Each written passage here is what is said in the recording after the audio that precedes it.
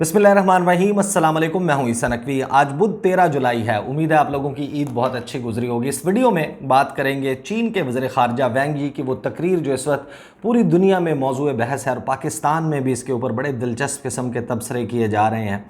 क्योंकि ये पहला मौका है कि चीन के वज़ीर ख़ारजा ने या फिर चीन ने बहैसियत मुल्क पहली मरतबा अमरीका के साथ अपनी दुश्मनी, अपनी राइवलरी, उनके दरमियान जो एक मुकाबले की फ़िज़ा है, एक कंपटिशन मौजूद है, एक पावर स्ट्रगल, ताकत की रस्सा कशी मौजूद है, एक सर्द जंग का माहौल है और हर गुज़रते दिन के साथ इस सर्द जंग में इजाफ़ा होता जा रहा है। इस सारे खेल को जो कि आलमी सियासी मंजरनामे पर खेला जा रहा है, इसको एक शतरंज के खेल के साथ तशबीह दी है, चेस गेम के साथ कंपेयर किया है चीन के वज़ीर ख़ारजा वैंग यी ने, और साथ ही वार्निंग दी है दुनिया के मुख्तलिफ ममालिक को कि वो इस खेल में अमरीका के प्यादे बनने से गुरेज़ करें, अमरीका के मोहरे के तौर पर इस्तेमाल ना हो। उनका ख़िताब किन ममालिक के साथ था, वो किन ममालिक से मुखातिब थे, क्या उनमें पाकिस्तान भी शामिल है, इसके हवाले से हम इस वीडियो में बात करेंगे। क्योंकि मशहूर सहाफ़ी हैं ख़ावर घुम्मन साहब, ARY टेलीविज़न के ब्यूरो चीफ़ हैं इस्लामाबाद में, और साबिर शाकिर के छोड़ने के बाद उन्होंने ज्वाइन किया। उससे पहले वो दुनिया टीवी में थे, डॉन टीवी में रहे हैं, उसके अलावा 92 न्यूज़ में रहे हैं। उन्होंने इस स्पीच के हवाले से जो कि चीन के वज़ीर ख़ारजा ने की, इस स्पीच की ख़बर को जो कि डॉन अखबार ने छापी थी, उसको ट्वीट करते हुए लिखा कि मुझे तो लग रहा है कि ये वार्निंग पाकिस्तान को दी गई है। तो क्या ये वाकई वार्निंग पाकिस्तान को भी दी गई थी या नहीं, इसके हवाले से बात करेंगे। अलबत्ता आगाज़ में जो है वो थोड़ा सा शतरंज के खेल के हवाले से बात कर लें, क्योंकि इस सारे सिचुएशन को अंडरस्टैंड करने के लिए आई एम श्योर कि जो लोग शतरंज के खेल से वाकिफ़ हैं उनके इल्म में होगा, लेकिन जो नहीं भी हैं उनके हवाले से मैं आपको ये बता दूं कि जो दुनिया में स्ट्रेटजी गेम्स के हवाले से सबसे मशहूर तरीन अगर कोई गेम है तो वो चेस की गेम है। दुनिया में बहुत सारे लोग इसको खेलते हैं और माइंड गेम्स में, यानी कि जहन के इस्तेमाल से, हिकमत अमली के तहत, स्ट्रेटजी से दूसरे शख्स को, हरीफ को, जो आपका हरीफ है उसको शिकस्त देने के लिए शतरंज का खेल खेला जाता है। दो प्लेयर्स के दरमियान होता है, और क्योंकि चीन के वज़ीर ख़ारजा ने यह तशबीह दी कि अमेरिका और चीन के दरमियान जो गेम ये चल रही है, अगरचे उन्होंने डायरेक्टली नाम नहीं लिया, लेकिन जाहिर है कि सबको मालूम है कि जब ये गुफ्तगू कर रहे हैं,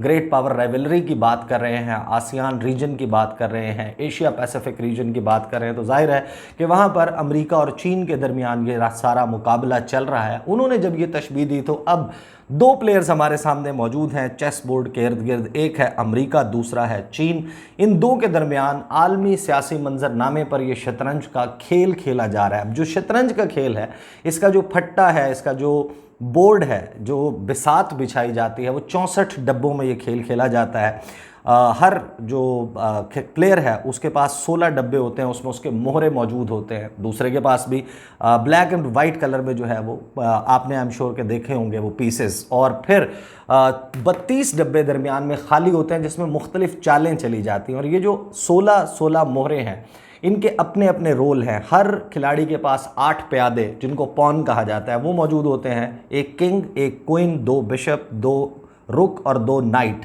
ये मौजूद होते हैं। और फिर आप मुख्तलिफ चालें चल के अपने हरीफ को ज़ेर करने की कोशिश करते हैं। अल्टीमेट ऑब्जेक्टिव ये होता है कि किंग को चेकमेट किया जाए, यानी कि एक ऐसी सिचुएशन में किंग को लाया जाए जहां पर उसके पास भागने का, कोई भी चाल चलने का रास्ता मौजूद ना रहे। इस सारे खेल में एक चीज़ बहुत अहम है कि जो प्यादे होते हैं वो भी मारे जाते हैं, और तमाम जो मोहरे हैं वो मारे जाते हैं। किंग जो है वो आखिर तक चेस बोर्ड पर मौजूद रहता है, और अगर किंग चीन है और अमेरिका है तो इन्होंने तो चेस बोर्ड पर रहना है। लेकिन चीन के वज़ीर ख़ारजा वैंग यी ये बता रहे हैं कि आप इस खेल में प्यादे मत बने, क्योंकि अल्टीमेटली आपने मारे जाना है। बयान क्या दिया वो मैं पहले आपको बता देता हूँ, और फिर बात करेंगे कि दुनिया के कौन से ममालिक हैं जो मुमकिन तौर पर अमेरिका या चीन के मोहरे बने हुए हैं इस सारे खेल में, और इसका मुमकिन तौर पर नतीजा क्या हो सकता है। क्या किसी मुल्क के पास ये चॉइस भी मौजूद है कि वो अमेरिका या चीन का मोहरा बनने से इस सारे खेल में गुरेज करे। चीन के वज़ीर ख़ारजा वैंग यी G20 इजलास चल रहा था इंडोनेशिया में, उसके लिए वहाँ पर मौजूद थे, और उसके बाद उन्होंने आसियान सेक्रेटेरिएट, जो association of south east Asian Nations है, आसियान रीजन आपको मालूम है कि जो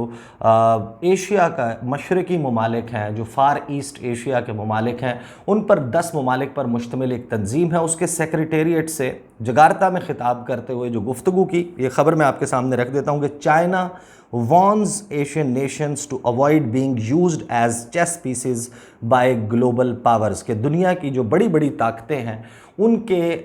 चेस पीसेस के तौर पर, उनके शतरंज के मोहरों के तौर पर इस्तेमाल ना हो। ये वार्निंग चीन के वज़ीर ख़ारजा वैंग यी ने दी। चाइनीज़ फॉरेन मिनिस्टर वैंग यी said that countries should avoid being used as chess pieces by global powers in a region that he said was at risk of being reshaped by geopolitical factors, के जो इस वक्त आलमी सियासी मंजरनामे पर developments बन रही हैं, डेवलपमेंट्स हो रही हैं, ख़ास तौर पर हमारे ख़ित्ते में, एशिया पैसिफिक रीजन में, इन जो डेवलपमेंट्स हैं इससे एक रिस्क पैदा हुआ है कि इनका ये ज़ेर अताब आ सकती हैं और ये इस सारे खेल में इन ममालिक को नुकसान भी पहुंच सकता है। Addressing the association of south east Asian nation secretariat in a speech in the Indonesian capital Jakarta, Wang said many countries in the region were under pressure to take sides, कि इस वक्त जो हमारा खित्ता है, हमारा रीजन है, इसमें बहुत सारे ममालिक हैं, उनके ऊपर दबाव डाला जा रहा है कि वो साइड्स पिक करें, कि वो चीन के साथ हैं या फिर अमेरिका के साथ हैं। आपको याद होगा कि गुज़श्ता साल 27 जून को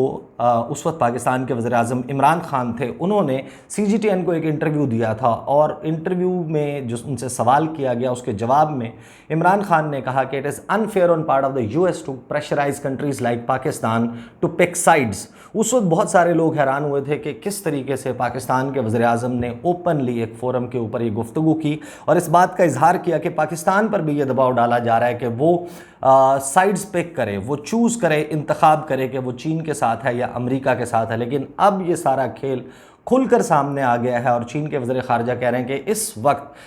जो हमारा ख़ित्ता है, एशिया है ख़ास तौर पर, यहाँ पर दुनिया बहुत से ममालिक जो हैं, मगरबी ममालिक, अमेरिका और उसके इत्तहादी दबाव डाल रहे हैं ममालिक पर कि वो चीन और अमेरिका में से किसी एक का इंतखाब करें। उन्होंने कहा कि we should insulate this region from geopolitical calculations, from being used as chess pieces, from major power rivalry and from coercion। यानी कि उन्होंने कहा कि हमें बचाना होगा इस खित्ते को, ये जो खेल खेला जा रहा है, जिस तरीके से साइड्स पिक करने की बात की जा रही है। और फिर साथ ही उन्होंने कहा the future of our region should be in our own hands, के इस खित्ते का मुस्तकबिल हमारे अपने हाथ में होना चाहिए। ये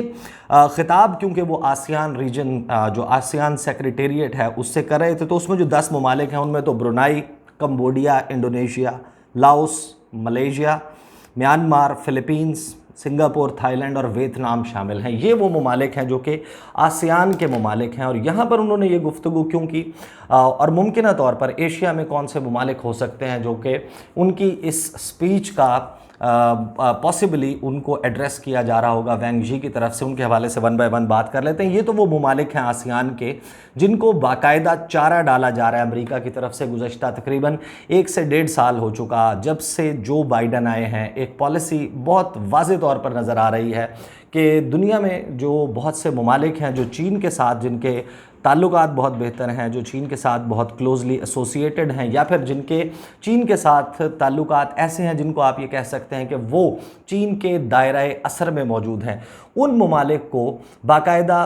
किसी को पैसे की लालच दी जा रही है, किसी को बड़े बड़े इंफ्रास्ट्रक्चर प्रोजेक्ट्स का बताया जा रहा है, किसी को ये कहा जा रहा है कि हम आपको जो है वो फ़लाँ डेवलपमेंट प्रोजेक्ट के अंदर पैसे दे देंगे, और फिर जो नहीं मान रहे वहाँ पर रजीम चेंज जैसे ऑपरेशंस भी किए जा रहे हैं, उन पर पाबंदियाँ लगाने के जो मुख्तलिफ़ फ़ैसले हैं वो किए जा रहे हैं। बहरहाल उनको किसी न किसी तरह अताब में रखने की कोशिश की जा रही है। आसियान रीजन के साथ ये किया कि आपको याद होगा कि जिस वक्त जो समिट फॉर डेमोक्रेसी करवाई थी जो बाइडन ने लास्ट ईयर दिसंबर के महीने में, एंड उस वक्त G7 ममालिक का एक इजलास चल रहा था लिवरपूल में, बरतानिया के शहर लिवरपूल में, और वहाँ पर G7 सेक्रेटेरिएट के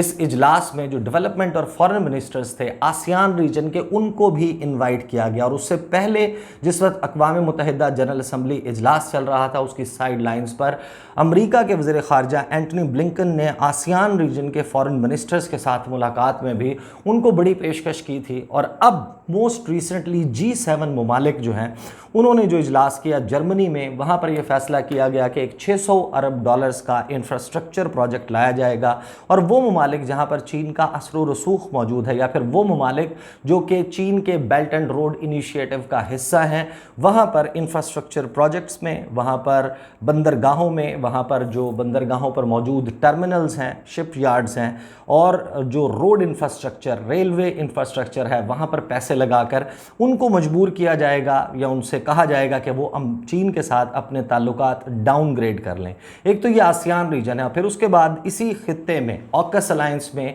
ऑस्ट्रेलिया मौजूद है, जो कि अमेरिका और बरतानिया के साथ मिलकर अब एक ऐसी अलायंस में गया जहां पर उनको एटमी जो न्यूक्लियर सबमरीन्स हैं वो दी जा रही हैं और ओपनली ये अलायंस जो है वो चीन के अगेंस्ट है। फिर साथ ही क्वाड है, क्वाड्रिलेटरल सिक्योरिटी डायलॉग, जिसमें इंडिया, जापान, ऑस्ट्रेलिया और अमेरिका शामिल हैं। अगेन ये एक एंटी चाइना ब्लॉक है जो यहाँ पर मौजूद है। पाकिस्तान के हवाले से मेरा नहीं ख्याल कि ये वार्निंग जो है वो बाकायदा पाकिस्तान को दी गई थी, लेकिन जो हालात चल रहे हैं, जिस तरीके से पाकिस्तान अपने आप को बिल्कुल दोबारा से अमेरिका के ब्लॉक में प्लेस करता हुआ नज़र आ रहा है, कोई आप इसमें वो ना रखें, शायबा ना रखें कि हो सकता है कि मुमकिन तौर पर इस किस्म की मुस्तकबिल में सटल किस्म की वार्निंग जो है वो पाकिस्तान को भी मिले। क्योंकि अगली वीडियो में मैं आपके सामने रखूँगा कि एग्जैक्टली ये जो मनसूबा लॉन्च किया गया, इस पर पाकिस्तान का किस किस्म का रद्द अमल सामने आया। बहरहाल एक बात तय है कि जो चीन के वज़ीर ख़ारजा ने गुफ्तगू की, उसके बाद जो एंटनी ब्लिंकन के साथ उनकी मुलाकात हुई, 5 घंटे वो मुलाकात जारी रही। इस मुलाकात पर तफसील के साथ मैं गुफ्तगू करूँगा शहर इक़्तिदार चैनल पर फैज़ान रिजवी साहब के साथ, वो ज़रूर देखिएगा। और अगली वीडियो में इस चैनल के ऊपर मैं आपके सामने तफसील रखूँगा कि पाकिस्तान किस तरीके से एक 3 माह का अरसा हुआ, एक नई हुकूमत यहाँ पर मौजूद है और पाकिस्तान की खारजा पॉलिसी किस हद तक कन्फ्यूजन का शिकार हो चुकी है कि मुमकिन तौर पर बहुत से लोगों को अब ये लग रहा है कि मुस्तकबिल में पाकिस्तान का जो सबसे करीबी दोस्त माना जाता है चीन, वो पाकिस्तान को वार्निंग दे सकता है। ये कयास भी जो है वो लोगों के जहनों में आ रहा है। इंशाल्लाह अगली वीडियो में आपके साथ मुलाकात होगी। मुझे इजाज़त दीजिए। अल्लाह हाफ़िज़।